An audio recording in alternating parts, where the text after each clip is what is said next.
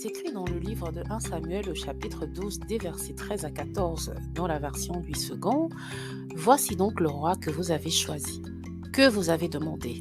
Voici l'Éternel a mis sur vous un roi. Si vous craignez l'Éternel, si vous le servez, si vous obéissez à sa voix, et si vous n'êtes point rebelle à la parole de l'Éternel, vous vous attacherez à l'Éternel, votre Dieu, vous et le roi qui règne sur vous. Le contexte de ce passage est qu'Israël, qui n'avait pas de roi, mais vivait simplement selon les principes et les lois de Dieu, a exigé d'avoir un roi comme les autres nations. Il rejette donc le peuple de Dieu, Israël donc, rejette Dieu, qui cependant leur choisit un roi, et dans ce passage, il leur dit au travers de son prophète: si vous gardez mes voies, si vous m'obéissez, vous et votre roi, je marcherai encore avec vous, je resterai votre Dieu, votre protecteur. C'est en gros ce qu'il leur dit ici. Il aurait pu leur dire: puisque vous me rejetez, débrouillez-vous et trouvez-vous votre roi, mais il leur démontre encore une fois son amour en leur choisissant un roi et en leur promettant qu'il sera là pour eux s'ils suivent ses voies. N'est-ce pas magnifique? Mais en réalité, ce n'est pas ce qui va retenir ici notre attention sur ce passage, c'est plutôt ce verset qui dit: si vous obéissez à sa voix, et si vous n'êtes point rebelle à la parole de l'Éternel, vous vous attacherez à l'Éternel. Lorsque j'ai lu ce passage, je suis restée focus sur le mot s'attacher. Et j'ai tout de suite pensé, donc plus j'obéis, plus j'aime Dieu, dans le sens de l'attachement affectif. J'ai aussi pensé à ce verset célèbre de la Bible qui dit que l'homme quittera son père et sa mère et s'attachera à sa femme. Mais en réalité, après avoir fait mes recherches, ce n'est pas le sens de ce verset. D'ailleurs, les deux verbes traduits, je parle donc du verbe s'attacher dans notre passage de 1 Samuel et dans le verset de l'homme s'attachera à sa femme, ces deux verbes ne sont pas les mêmes en hébreu. Ce verset nous délivre un message profond que beaucoup d'entre nous avons besoin d'entendre en ces temps difficiles. J'espère que cela résonnera dans nos cœurs comme un rafraîchissement, un encouragement. Ce ne sera pas long et pompeux, je vous rassure. Alors, si vous m'écoutez pour la première fois, je suis Louise du blog ilestécrit.com et je vous embarque dans une petite virée biblique.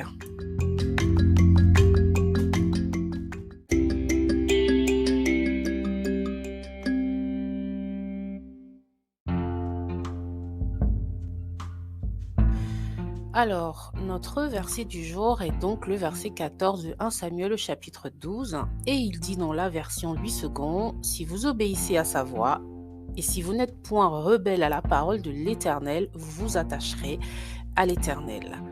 Pourquoi je la lis dans la version 8 secondes? Parce que c'est la version, je dirais malheureusement, la plus lue, la plus répandue dans le milieu chrétien. Alors, j'ai une Bible en gros caractère qui m'a été offerte. C'est une 8 secondes. Je m'en sers pour mes lectures quotidiennes. Je ne dis pas que c'est une Bible complètement erronée. Je l'utilise beaucoup, mais j'avoue que bien souvent, je dois me référer à d'autres versions qui, elles, retranscrivent mieux le message originel ou original de certains passages.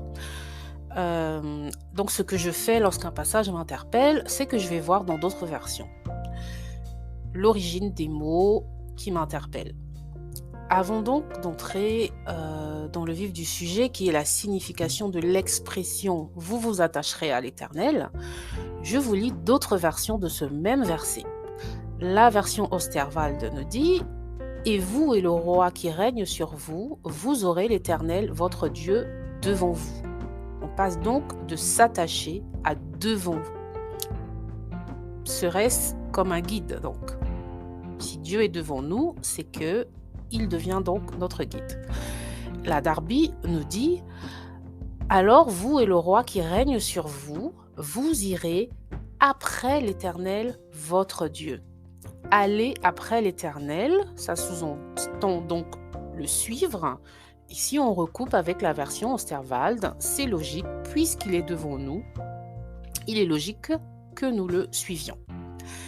Alors la version de la Martin est encore plus intéressante et elle nous dit « Alors et vous et votre roi qui règne sur vous, vous serez sous la conduite de l'Éternel, votre Dieu. » Si donc on se repose sur l'ensemble de ces traductions, le message serait « Si vous obéissez à l'Éternel, alors il vous conduira ou vous guidera. » Toutes ces traductions nous donnent déjà des éléments de réflexion.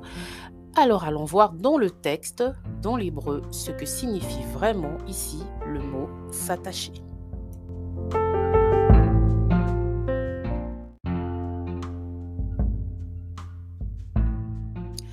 En hébreu, il y a d'autres mots qui se traduisent par « attacher ». Dans la Bible, il y a par exemple le mot « dabak » comme dans Genèse 2 au verset 24. C'est pourquoi l'homme quittera son père et sa mère et s'attachera, donc le verbe dabak, à sa femme et ils deviendront une seule chair. Ce mot veut dire s'accrocher, coller, adhérer, suivre étroitement, se joindre, rattraper, saisir ou encore rester avec, être joint ensemble. Il y a ensuite le mot lava qui signifie joindre, être joint. Ou encore s'attacher, être attaché, s'occuper de, se joindra, être joint à.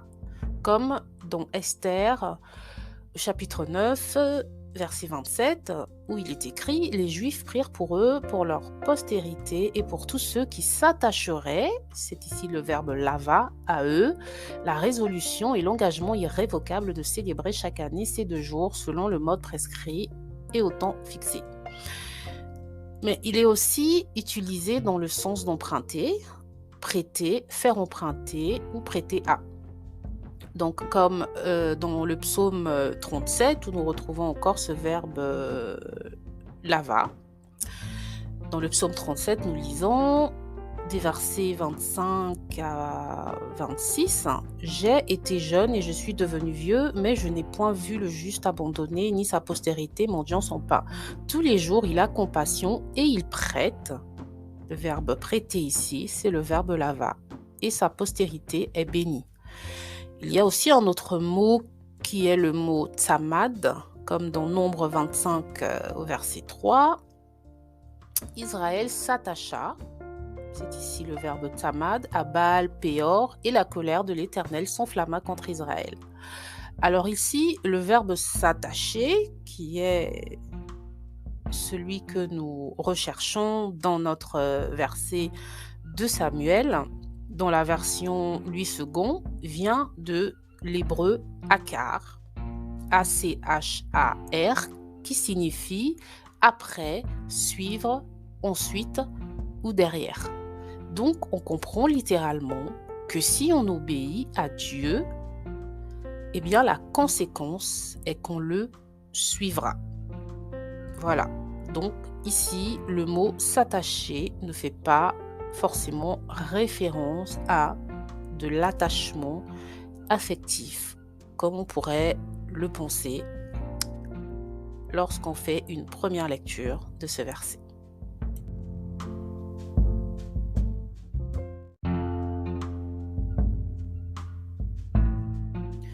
Alors, pour finir, c'est quoi suivre Dieu exactement?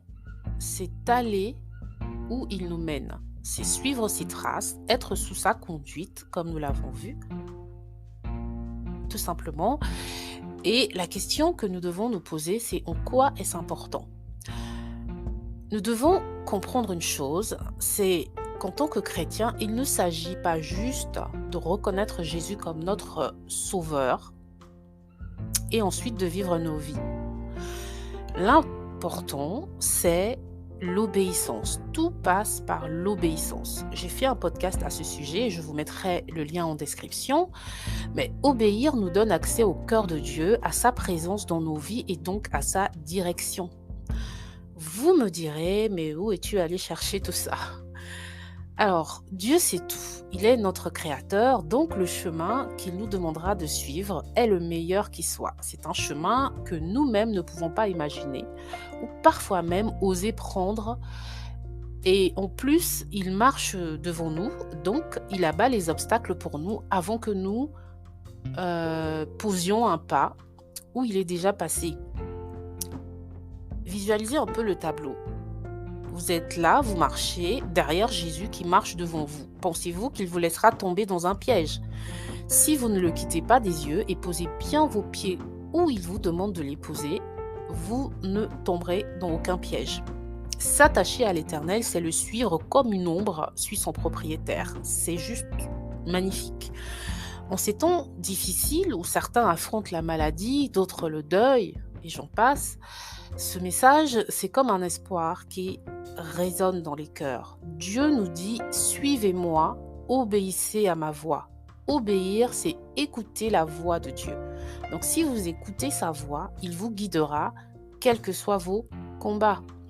Ne rejetons pas Dieu comme Israël qui a voulu un roi, un autre roi que Dieu, mais marchons selon sa parole, écoutons-la et mettons-la en pratique afin qu'il soit le guide suprême de nos vies et ainsi nous vivrons dans l'espoir, quels que soient les combats que nous aurons, puisque nous saurons que nous marchons derrière notre maître.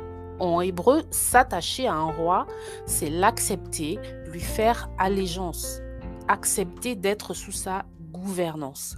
Donc, bonne nouvelle, si vous avez accepté Jésus comme votre Seigneur et Sauveur et que vous lui obéissez, il marche devant vous, il vous guide. Alors, ne craignez rien et marchez avec confiance.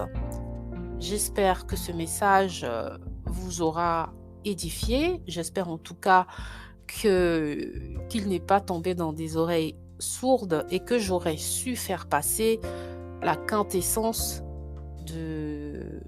Voilà, la quintessence, je ne sais pas comment dire, en fait, que j'aurais su faire passer le message, la quintessence de ce que Dieu a voulu nous dire au travers de ce passage.